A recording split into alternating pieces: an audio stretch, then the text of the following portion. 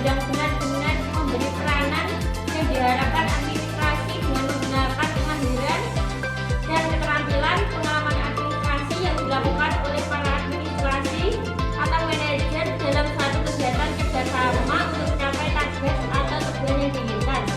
Dalam seni terdapat beberapa aspek. Yang pertama yaitu aspek seni vokal. Dalam administrasi sebagai seni vokal ini merujuk pada kemampuan seorang administrasi menggunakan suaranya secara efektif dalam berkomunikasi dan berinteraksi dengan orang lain. Yang kedua yaitu aspek seni sastra.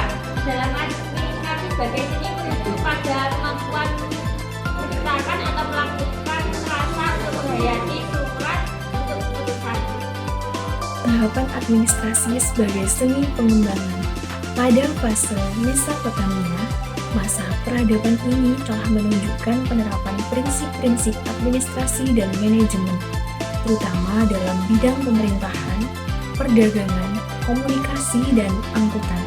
Hal ini dibuktikan dengan penggunaan uang logam sebagai alat tukar yang sah, menggantikan sistem barter yang digunakan sebelumnya. Yang kedua, pada fase Babilonia, selain bidang pemerintahan, perdagangan, komunikasi, dan artileri yang telah berkembang sejak awal peradaban. Penelitian ini juga menunjukkan kemunculan teknologi diiringi dengan masih maraknya hukuman kejam dan tidak biasa yang dijatuhkan kepada manusia modern. Yang ketiga, fase Mesir kuno dibandingkan dengan dua peradaban sebelumnya, administrasi pada era ini mengalami kemajuan pesat, meliputi sistem pemerintahan, militer, perpajakan, dan bahkan pertanian yang telah menerapkan sistem irigasi. Yang keempat, fase Tiongkok kuno. Administrasi Tiongkok kuno terbilang maju dan inovatif, melampaui pencapaian peradaban lain. Salah satu contohnya adalah sistem kepegawaian. Yang mereka ciptakan ini dikenal dengan sistem merit, yang masih digunakan hingga saat ini. Yang kelima yaitu fase Romawi kuno. Karya-karya Cicero, seorang filsuf terkenal Romawi berjudul De Officio atau tentang kewajiban dan De Legibus tentang hukum, menjadi sumber penting untuk mempelajari perkembangan administrasi dan manajemen pada masa Romawi kuno. Dalam karya-karya, Cicero menjelaskan bagaimana pemerintah Romawi membagi tugas pemerintahan ke dalam departemen-departemen yang terstruktur. Yang keenam yaitu fase Yunani kuno. Demokrasi merupakan kontribusi terbesar Yunani kuno bagi bidang administrasi dan manajemen. Meskipun tidak secara langsung mengubah struktur administrasi, demokrasi memberikan pengaruh besar pada prosesnya. Cara pandang rakyat terhadap demokrasi di masa Yunani kuno berbeda dengan saat ini. Kata demokrasi berasal dari demos, artinya rakyat, dan kratos, kekuatan, yang menunjukkan bahwa rakyatlah yang memegang kekuasaan. Yang ketujuh yaitu fase sejarah selama 5 abad pertama sejarah modern, dunia diselimuti kegelapan. Di tengah masa ini, gereja Katolik Roma tidak hanya berkembang dengan ajaran-ajaran sucinya, tetapi juga memberikan pengaruh besar pada perkembangan teori administrasi.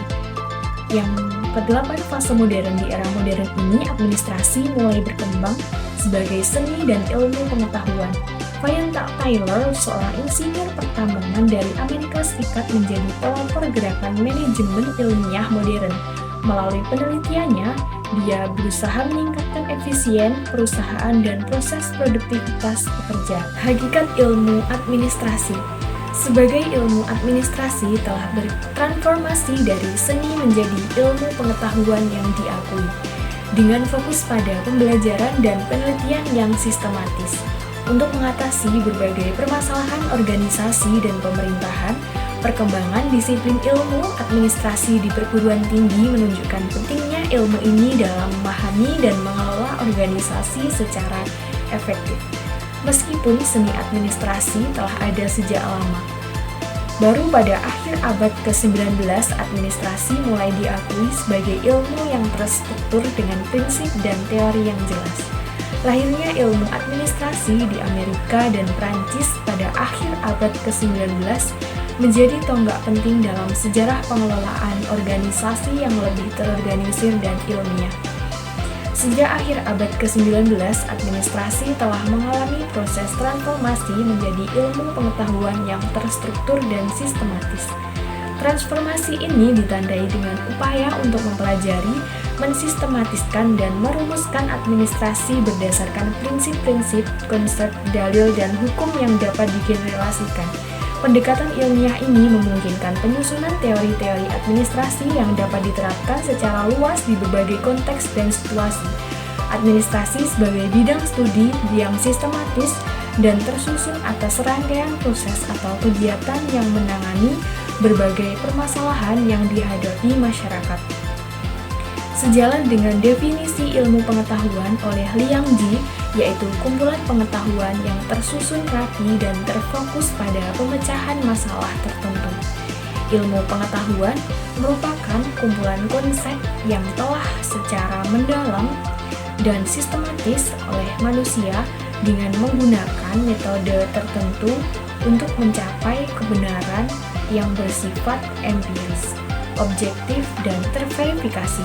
Pada tahun 1886 menandai awal mula ilmu administrasi ketika gerakan menuju administrasi dan manajemen ilmiah mulai berkembang. Frederick Wilson Taylor dari Amerika Serikat dan Henry Fayol dari Prancis masing-masing dijuluki Bapak Ilmu Manajemen dan Bapak Ilmu Administrasi berperan penting dalam perkembangan ini. Saat ini, ilmu administrasi semakin diakui sebagai bidang studi yang independen oleh para akademisi. Tahapan perkembangan administrasi sebagai ilmu yang pertama ada periode bertahan hidup pada tahun 1886 hingga tahun 1930. Pada tahun 1886 menjadi tonggak penting dalam sejarah administrasi, di mana pada tahun ini Bapak Frederick Winslow Taylor dijuluki sebagai Bapak Ilmu Manajemen dari Amerika Serikat, di mana beliau mempelopori gerakan manajemen sekaligus administrasi. Nah, tidak lama kemudian Bapak Henry Fayol dari Perancis yang juga dikenal sebagai Bapak Ilmu Administrasi mengikuti jejak Bapak Frederick. Nah, kemudian munculnya para pelopor-pelopor ini menandai dimulainya era baru dalam administrasi, di mana para sarjana pun mulai memperjuangkannya sebagai ilmu yang mandiri. Jumlah atau kuantiti dari para sarjana yang mengampu di bidang pendidikan administrasi semakin banyak. Kemudian periode yang ketiga ada periode hubungan manusia pada tahun 1945 hingga tahun 1959, di mana pada tahun ini para sarjana sudah tidak lagi memperhatikannya hanya segi individu saja, namun para sarjana administrasi juga menitik beratkan kerjasama dan juga menjadikan fokus utama dalam perkembangan ilmu administrasi, baik dalam konteks formal seperti dalam dinas maupun dalam informal. Nah, para ahli juga mulai menaruh perhatiannya pada aspek ini. Hal ini dibuktikan dengan banyaknya buku yang terbit pada masa tersebut yang membahas tentang hubungan antar manusia dalam kegiatan kerjasama. Memasuki periode yang keempat yaitu era behavioral pada tahun 1959 hingga tahun 2014, di mana fokusnya beralih pada perilaku individu, di mana para sarjana administrasi mulai mendalami tindakan dan perilaku orang-orang dalam berorganisasi. Periode ini juga menandakan pergeseran paradigma dalam ilmu administrasi, berfokus pada struktur dan sistem saja, tetapi juga pada aspek manusia di dalamnya. Nah, segi manusiawinya itu yaitu ketika individu itu melakukan. Jadi pada tahun ini tuh memperhatikan mengenai kegiatan kerjasama dan dalam bidang pekerjaan apa, baik yang sudah mulai memperhatikan sistem maupun adanya pendekatan kontingensi atau contingency approach. Nah, kemudian Bapak Syagan pada tahun 2014 berpendapat bahwa setelah adanya tahap behavioralisme ini berakhir, nantinya akan ada tahap zaman matematika di mana teknologi dan informasi dimanfaatkan dalam ilmu administrasi untuk mendukung aktivitas organisasi dan masyarakat luas. Selanjutnya adalah administrasi dapat dikatakan sebagai ilmu karena telah memenuhi beberapa syarat. Yang pertama, yakni adanya penggunaan metode ilmiah. Suatu administrasi dapat dikatakan sebagai ilmu apabila menggunakan metode ilmiah. Artinya, administrasi dapat dikatakan sebagai ilmu ketika sudah mengalami proses penelitian keilmuan dengan memperhatikan ciri-ciri yang pertama yaitu rasional, di mana penelitian ini dapat dijangkau oleh akal manusia.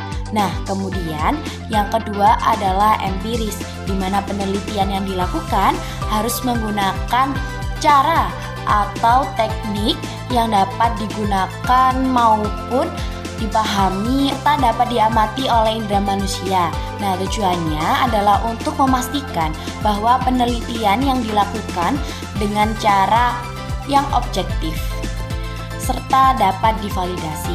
Dan yang terakhir, dalam menggunakan metode ilmiah atau melakukan penelitian harus menerapkan yang namanya sistem sistematis. Hal ini berarti bahwa penelitian yang harus dilakukan dengan cara yang terstruktur dan terencana dengan baik, sehingga setiap langkah dalam penelitian harus didokumentasikan dengan jelas dan dapat dilacak. Nah, dari penelitian ini maka ilmu dapat diketahui dan dapat memecahkan masalah dari yang tidak tahu menjadi tahu. Dan yang kedua, administrasi dapat dikatakan sebagai ilmu apabila administrasi sudah bersifat universal. Jadi arti dari sifat universal ini, ilmu administrasi berarti bahwa prinsip-prinsip dan konsepnya dapat diterapkan dimanapun dan kapanpun tanpa terikat oleh ruang maupun waktu. Hal ini dikarenakan administrasi itu didasarkan pada bukti empiris dan metodologi penelitian yang ilmiah. Nah, sifat universal ilmu administrasi memiliki beberapa implikasi, yakni teori dan konsep administrasi dapat diterapkan di berbagai organisasi dan sektor. Penelitian administrasi dapat dilakukan di berbagai konteks budaya maupun sosial, serta hasil penelitian administrasi juga dapat digeneralisasi dan diterapkan secara luas. Teori dan konsep administrasi dapat diterapkan di masyarakat. Yang ketiga, adanya kaidah-kaidah tertentu, di mana kaidah-kaidah tertentu ini dikatakan oleh Fayol, yakni ada 14 prinsip. Yang pertama yaitu adanya prinsip pembagian kerja atau division of work, dan di administrasi ini perlu adanya pembagian peran atau division of work. Dan yang kedua adanya keseimbangan dan tanggung jawab atau authority and responsibility. Dalam administrasi perlu adanya keseimbangan, wewenang, dan tanggung jawab. Ya, kemudian selanjutnya ada disiplin, dan yang keempat yakni adanya kesatuan komando atau unity of command, di mana administrasi harus memiliki kesatuan komando agar memiliki satu tujuan dan administrasi atau organisasi dapat berjalan dengan lancar. Kemudian dalam prinsip yang dikatakan Fayol ada yang namanya kesatuan arah atau unity of direction, di mana kesatuan komando dan kesatuan arah ini saling berhubungan. Kemudian dalam prinsip yang dikatakan Fayol juga ada yang namanya mengutamakan kepentingan organisasi di atas kepentingan individu. Dalam sebuah organisasi atau administrasi sangat penting untuk melakukan prinsip ini agar tidak terjadi perpecahan. Kita juga mengatakan adanya kompensasi yang adil atau remuneration. Nah, dalam sebuah organisasi perlu adanya kompensasi yang adil agar tujuan itu dapat tercapai dengan maksimal. Dan juga ada yang namanya sentralisasi atau centralization, di mana ini tuh juga sama dengan yang namanya kesatuan arah dan kesatuan komando yang sebelumnya sudah disebutkan. Dan juga kemudian ada rantai saklar. Nah, itu seperti halnya dengan prinsip mengenai anggota yang ada di administrasi tersebut. Dan kemudian ada yang namanya prinsip tata tertib atau order, dan juga di dalam administrasi juga perlu adanya keadilan atau ekuitas. Kemudian harus adanya inisiatif atau inisiatif, inisiatif, dan yang terakhir itu tentunya harus adanya semangat kesatuan atau Fayol mengatakan esprit de corps. Nah, lalu syarat yang keempat yakni administrasi harus mempunyai objek. Artinya suatu administrasi atau dalam sebuah organisasi harus memiliki objek. Nah, dalam di bidang ilmu pengetahuan sendiri, konsep objek ini memiliki arti yang sangat penting. Nah, dalam konteks administrasi, objek ini dibagi lagi menjadi dua kategori yang berbeda, di mana ada objek material dan objek formal. Objek material sendiri mencakup tentang hakikat adanya keberadaan manusia dalam kegiatan administrasi, di mana ini juga mencakup mengenai individu yang terlibat dalam organisasi dan dalam mengendalikan proses administrasi. Individu-individu tersebut sebagai penggerak dalam kegiatan administrasi. Nah, inilah yang merupakan perwujudan dari objek material. Kemudian objek formal administrasi. Nah, objek formal administrasi ini merupakan sisi lain dari objek administrasi, yang mana objek formal ini berfokus pada perilaku dan tindakan yang dilakukan oleh agen manusia yang terlibat dalam proses administrasi. Nah, tindakan-tindakan ini bisa mulai dari perencanaan dan perorganisasian hingga kepemimpinan maupun ke pengendalian. Nah, itu tadi merupakan inti dari objek formal. Dan yang kelima, syarat administrasi bisa dikatakan sebagai ilmu itu adalah mempunyai sistem. Nah, ciri khas administrasi sebagai ilmu itu kan adalah struktur sistematisnya. Nah, sama seperti disiplin ilmu lainnya, administrasi memiliki sistem yang unik dan mandiri yang berbeda dari bidang studi lainnya. Nah, sistem ini tuh bisa mencakup kerangka kerja yang kohoren dan terpadu, yang mana membedakan administrasi dari disiplin ilmu lainnya. Nah, administrasi berdasarkan sifatnya ini berkisar pada konsep kerjasama, di mana ini tuh perlu adanya upaya terkoordinasi dari sekelompok individu yang bekerja menuju tujuan bersama. Dan juga perlu adanya aspek kolaboratif, di mana itu merupakan landasan dalam proses administrasi, karena tindakan administrasi berpedoman pada prinsip rasionalitas, efektivitas, dan efisiensi. Nah, rasionalitas ini memastikan bahwa keputusan yang dibuat berdasarkan logika dan penalaran yang masuk akal. Nah, sedangkan efektivitas ini mengukur sejauh mana tujuan tercapai, sedangkan efisiensi menekankan pemanfaatan sumber daya secara optimal untuk mencapai tujuan.